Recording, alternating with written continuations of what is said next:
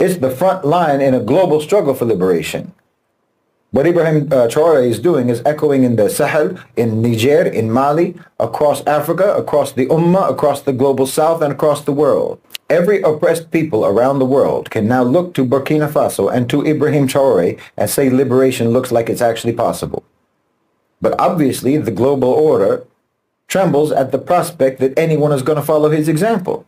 They're afraid of his courage and his clarity and his defiance in the face of Western power and Western threats. And they should be afraid of that. They should tremble because they know the jig is up. But we know that when they get scared, they get dangerous. And Ibrahim Traore is under severe threat. There's already been something like 20 attempts on his life since coming to power. They just stopped a coup from happening last week, organized by the Americans and by the French, right there in the French embassy.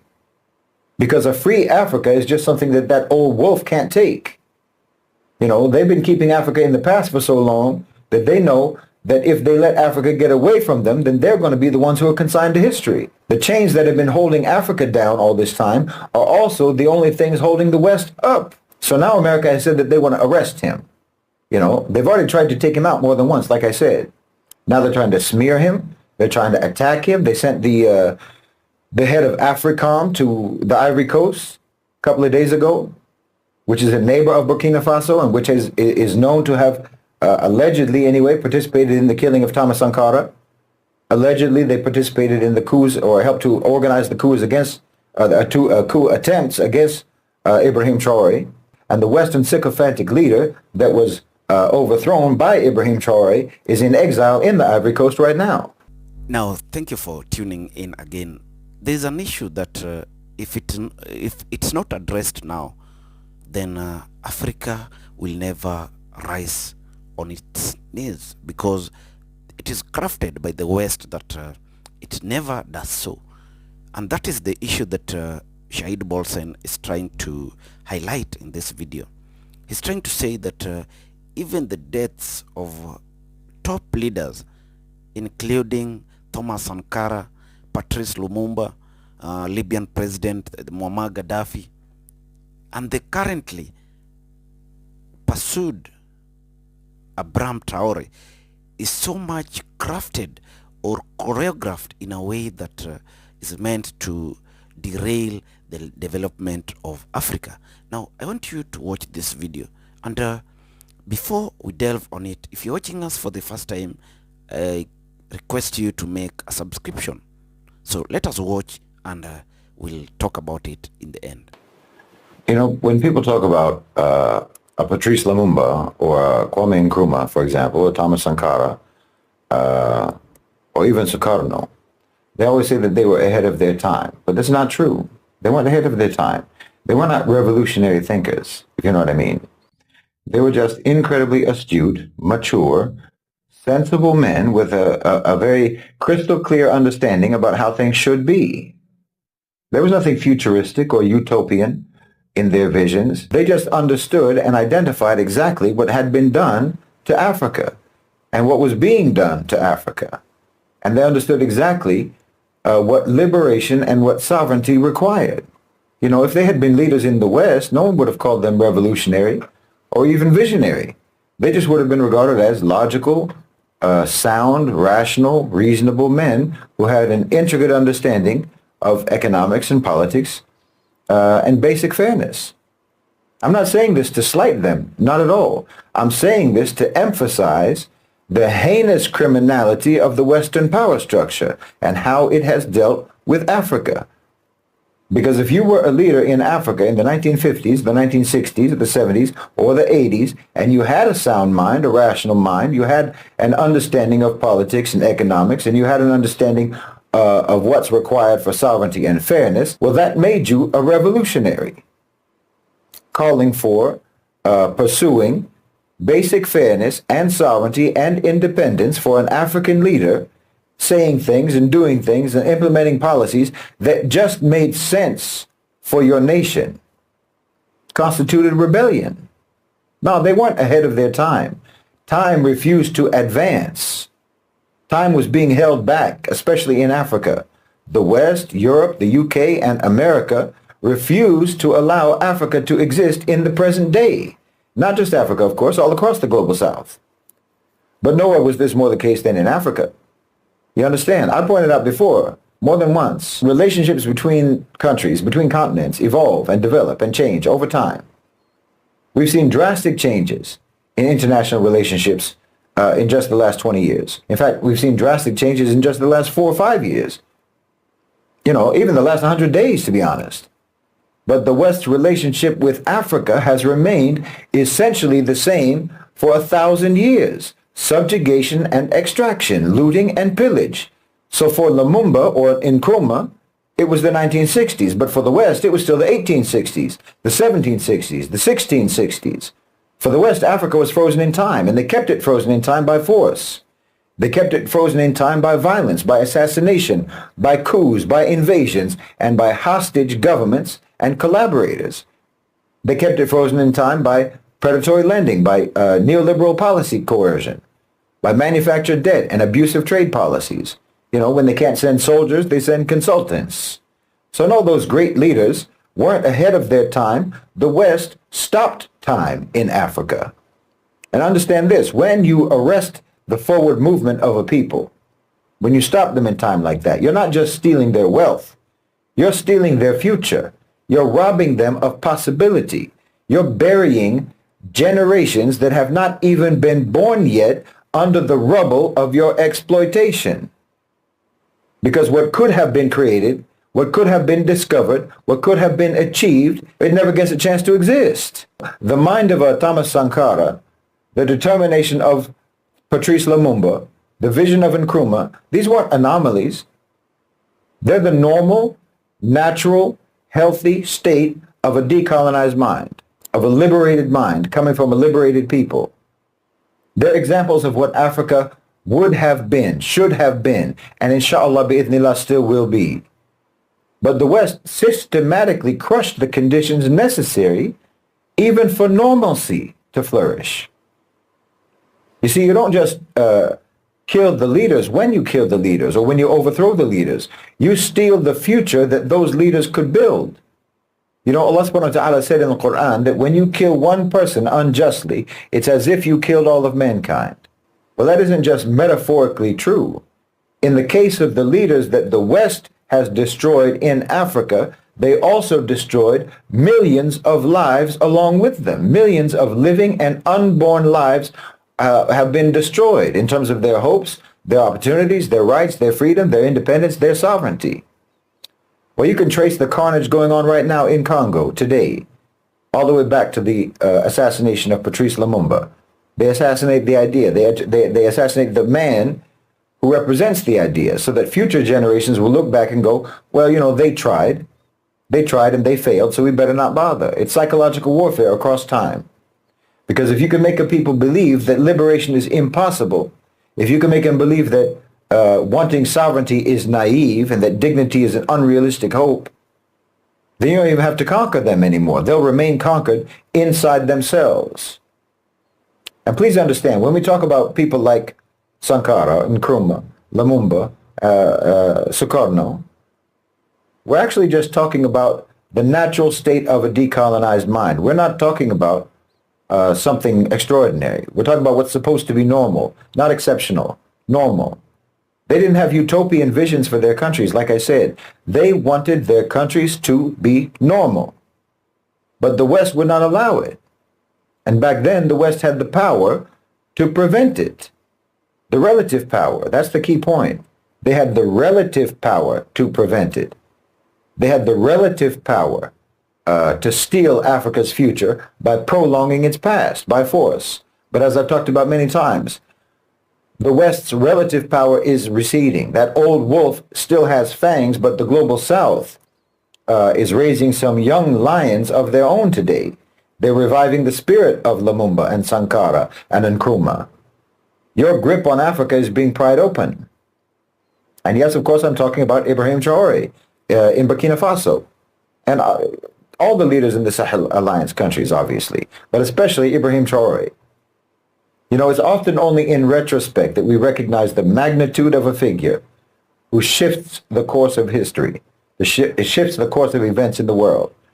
But if anyone's paying attention, you can all see that Ibrahim Traore is clearly one of the most consequential leaders, not just in Africa, not just in the Muslim world, but in the entire global south and in fact, in the world. You know, I said on X the other day that Ibrahim Traore is the most important Muslim leader in the world today, more than Erdogan, more than MBS, more than anyone else, because of what he represents. You know, of course, I had a lot of fake Pan-Africanists in my comment section getting mad about the fact that I was referring to Ibrahim Traore as a Muslim leader, because they only want to identify him exclusively as a black leader or as exclusively as an African leader. They don't want to acknowledge the fact that he is a Muslim, because in their CIA-produced Pan-Africanism, they're ready to exclude 500 million Africans from Africa. They're so propagandized in their mind by the CIA and by the intelligence that they think being African and being Muslim is a contradiction. They've fallen for the old divide and rule tactics of the colonizers. Their indoctrinated brains will short circuit over the inconvenient fact that the most admired and the most heroic leaders in Africa today are Muslims. In Burkina Faso, in Niger, in Senegal, even Naledi Pandor in South Africa is a Muslim, taking the Israel to the ICJ. Just because Ibrahim Traore doesn't wear his religion on his sleeve, and just because he doesn't taqwa signal, you know, all the time like some so-called Islamists, you think we don't get to claim him as part of our ummah? We don't get to say that he's a Muslim leader, but he is a Muslim leader. He's an African leader who's a Muslim. And I'm sorry to tell you, but again, the fact of the matter is that the best leaders you have in Africa today are the ones who are Muslims. You can get mad about it all you want. You can say, why does Shaheed have to bring up religion? Why do you have to bring religion into it? But that's just a way of gaslighting about the fact that you don't want religion to be brought into it. You want to keep religion out of it. No, Ibrahim Traore is fighting those Western-backed, Western-trained, Western-funded jihadi groups because he's a Muslim. Nobody has suffered more from those mercenaries than the Muslims have. Suffered more from their violence and suffered more from the warped image of Islam that spread by their violence. Now, when Ibrahim Traore stands up to those French and Ukrainian-backed psychopaths, he's standing up for real Islamic values, whether you like it or not. From the perspective of Middle Nation, from my perspective, from the prism through which we analyze the struggle for justice and sovereignty and dignity, Ibrahim Traore's emergence is nothing short of historic. I mean, alhamdulillah, we have many great Muslim leaders in the world today, despite what everyone says. We have great leaders, many. But in my opinion, Ibrahim Traore is the most important. Burkina Faso, the land they call it, the land of upright people, has again produced an upright man, not only for their country, not only for the Ummah, but for all of humanity. First, they gave us Thomas Sankara, who was a Catholic, but his life was extinguished before he could ever reach the full, before he could realize his vision. But today, in Ibrahim Traore, we see that vision revived and refined and aligned with the consciousness of Islam. We don't have any hesitation acknowledging Thomas Sankara. We're proud of anyone, regardless of their faith, who stands for justice. You know, there were many leaders, heroic leaders in the global south, particularly in Latin America, who were inspired by the so-called liberation theology within the Catholic Church. Even if their own church hated them for it, we salute them. You know, even those with no faith, who genuinely struggle for the rights of their people, we salute them. It's a part of our faith, it's a part of our religion to appreciate those who genuinely stand for justice, even if we know that their vision is never going to be complete without Islam. So if you want to be proud of Ibrahim Traore because of just his skin color, go ahead. If you want to be proud of him because of his country or his continent of origin, go ahead. But we're proud of him because of his belief. He's our brother in belief. We're proud of him because of his faith. And anyone who wants to deny that or deny us that, well, you're just petty and foolish and ideologically shackled. Ibrahim Traore led a coup against a government that was subservient to its foreign masters. You know, there's been many, many coups across the continent, but usually those just replaced one neo-colonial agent with another, usually. But Ibrahim Traore is different. He's not just changing the government. He is uprooting the whole system of neo-colonial domination, and he's succeeding. He's understood what many people have failed to grasp, which is that independence is meaningless if you don't sever the control of the owners and controllers of global financialized capital. He's understood that security is a myth as long as it depends on the military patronage of your former colonizers. And he's understood that sovereignty is impossible under the shadow of Western tutelage. He's not merely a head of state. Ibrahim Traore is the revolutionary archetype of the 21st century. He was forged in the reality of Western-backed insurgency and Western economic warfare and propaganda. Because, you know, today the fight for freedom is not just waged by armies anymore, but by narratives and by resource policies and by alliances and by collective sovereignty. Traore has made the choice to look towards Russia and Turkey and towards other new centers of power in the multipolar world. That's strategic. Not because they're perfect allies, but because he recognizes the necessity of breaking the Western stranglehold on Burkina Faso. This is pragmatism in service to principle. This again is the methodology of Middle Nation. It's engagement without submission, cooperation without subjugation. It's trade-offs without selling out. He also understands, crucially, that Africa's liberation cannot be rented from outside. It has to be rooted in the reclamation of Africa's own wealth. You know, his moves to exert control over Burkina Faso's gold, building indigenous defense capacity and food sovereignty, these aren't just political decisions. These are acts of civilizational self-respect. It's a declaration that Africa's children will no longer be bled dry for the enrichment of Western imperial capital. We see Ibrahim Traore as a brother, not simply because of his faith, but also because of his fight, because he embodies the spirit of the Quranic guidance to stand firmly for justice, even if it is against your own selves, even if it is against those who are in power, and even if it is against the odds. Burkina Faso isn't just a battleground today for the Burkinabe people. It's the front line in a global struggle for liberation. What Ibrahim Traore is doing is echoing in the Sahel, in Niger, in Mali, across Africa, across the Ummah, across the global south, and across the world. Every oppressed people around the world can now look to Burkina Faso and to Ibrahim Traore and say liberation looks like it's actually possible. But obviously, the global order trembles at the prospect that anyone is going to follow his example. They're afraid of his courage and his clarity and his defiance in the face of Western power and Western threats. And they should be afraid of that. They should tremble because they know the jig is up. But we know that when they get scared, they get dangerous. And Ibrahim Traore is under severe threat. There's already been something like 20 attempts on his life since coming to power. They just stopped a coup from happening last week, organized by the Americans and by the French, right there in the French embassy. Because a free Africa is just something that that old wolf can't take. You know, they've been keeping Africa in the past for so long that they know that if they let Africa get away from them, then they're going to be the ones who are consigned to history. The chains that have been holding Africa down all this time are also the only things holding the West up. So now America has said that they want to arrest him. You know, they've already tried to take him out more than once, like I said.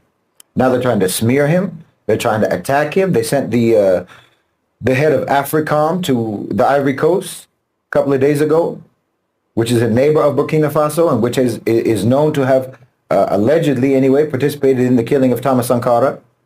Allegedly they participated in the coups or helped to organize the coups against coup attempts against Ibrahim Traore. And the Western sycophantic leader that was overthrown by Ibrahim Traore is in exile in the Ivory Coast right now. So they're getting ready for something. Understand, Ibrahim Traore isn't just fighting insurgents and militants in the desert. No, every time he has to meet with some Western diplomat or politician or ambassador, he's fighting that same enemy. They're just wearing a suit and tie and meeting in some conference room or some embassy somewhere. But it's the same enemy that he's fighting in the desert. He doesn't have a meeting with any Western official except it's a kind of combat. Imagine. The same ones that are smiling at you or from across the table, those are the same ones who are also paying mercenaries to kill you. That's why there's going to be a continent-wide protest at the end of this month. I think it's on the 30th. And I really hope that we'll see activists fill the streets all around the world, not just in Africa. It's a demonstration in support of Ibrahim Traore, in support of Burkina Faso, and it's a protest against American and Western threats against him. And I really hope, wallahi, that we see massive numbers globally participating in this. Wallahi, I hope that even we'll see people of the Ivory Coast turn out for it. Listen, this is important. Burkina Faso is important. Ibrahim Traore is important for everyone, not just for Africans, not just for the Burkinabes. This isn't about idolizing the man. It's about understanding the importance of what he represents. And what he represents is a paradigmatic shift that the whole world needs. You understand me? The OCGFC have been on a path of power consolidation for decades, accumulating more and more power in fewer and fewer hands, and leaving almost nothing beyond their control. We are in a struggle against this consolidation. Do you understand? It's a struggle for decentralization. That's the essence of it. That's what multipolarity is. It's decentralization. We need to pursue, protect, and preserve variance. They don't want there to be any options. They don't want there to be any divergence, any independence. But see, they built their power structure initially on the assumption that American power would last forever. Now they're understanding that they have to recalibrate. They need to transition. It's like they built one of those Jenga towers on a kitchen table, and now they have to relocate it. They have to move that tower all the way across town without it falling apart. Because now you have to move to the global south. It's a completely different terrain than what they're used to. So they're going to try to eliminate as many variables as they can to try to manage this transition so they come out on the top. Because they don't want their tower to fall apart. But if their tower falls apart, that is liberatory for everyone on this planet. Burkina Faso, as I say, represents decentralization. It represents variance. It represents a threat to the power consolidation. They see Ibrahim Traore as a glitch in their system, but their system is a virus on humanity. Burkina Faso represents not only the promise of African liberation, but liberation for all of us. And the instinct for liberation is not a bug in the human software. It's a feature.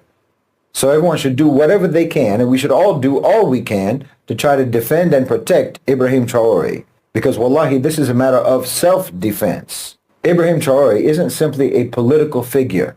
He's a turning point. Africa is surviving at the mercies of the interests of the Western world, more so America to be specific. That is what we are getting from this bold statement that Shaheed Bolsen is trying to bring across today, because there has been deaths of top-tier African leaders who have created environment for development of their nations, and this has never been addressed since then. Let me give a very, very disheartening or a very, very painful death of one president who stood for his nation and meant so much greatness to the African continent. That is Muammar Gaddafi.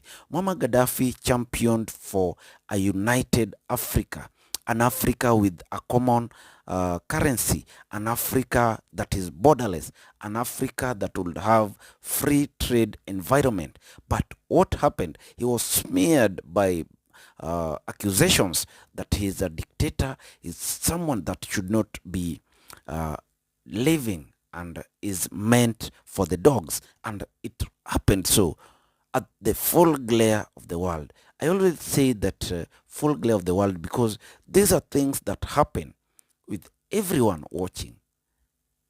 And the narratives that are created afterwards are meant to change the perception of Africans and the blacks because they're the ones being targeted with these attacks. Again, Patrice Lumumba just died.